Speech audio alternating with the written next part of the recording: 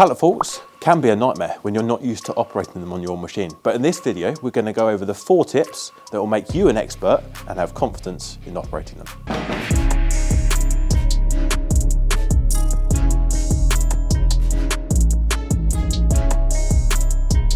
Number 1 is engaging the dozer blade. Now we at Rhinox recommend this as it gives you extra precision and stability when manoeuvring with the pallet forks.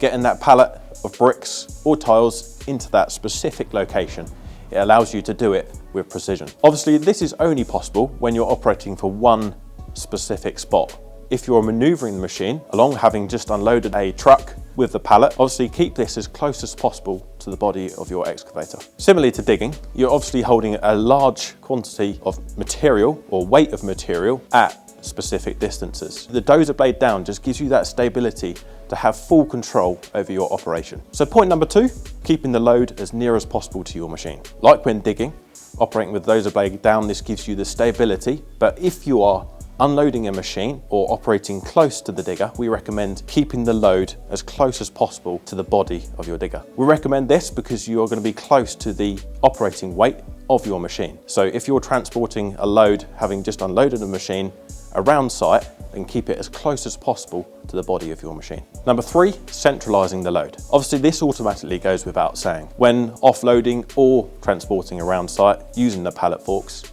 we recommend getting them as central to your load as possible. This increases your stability and overall control while operating with the pallet forks. No one wants an uncontrolled load in and around site and around people. Another point to note, also when picking up with the pallet forks, is make sure that you go fully in right up against the carriage. This will give you extra stability and also make your lifting capacity better. You don't want all the strain on the front of your forks or tines. Number 4 is greasing the time mounts. Some operators find this very beneficial, being able to have the fluid movement of your pallet forks, which increases the maneuverability, making your load more stable. Along the top of the carriage is where the fork tines are located. Make sure they keep those greased so you can slide the forks out and in to your specific load widths. Obviously don't go too far with the greasing. Over-greasing encourages dirt to gather in unwanted places, and also be sure to check that you can locate your forks into the correct position and that they are locked in position before performing your next load. Want to know more about the features and benefits of our pallet forks or how to even operate our pallet forks? Click here for the video and don't forget to subscribe to our channel. Specific spot and also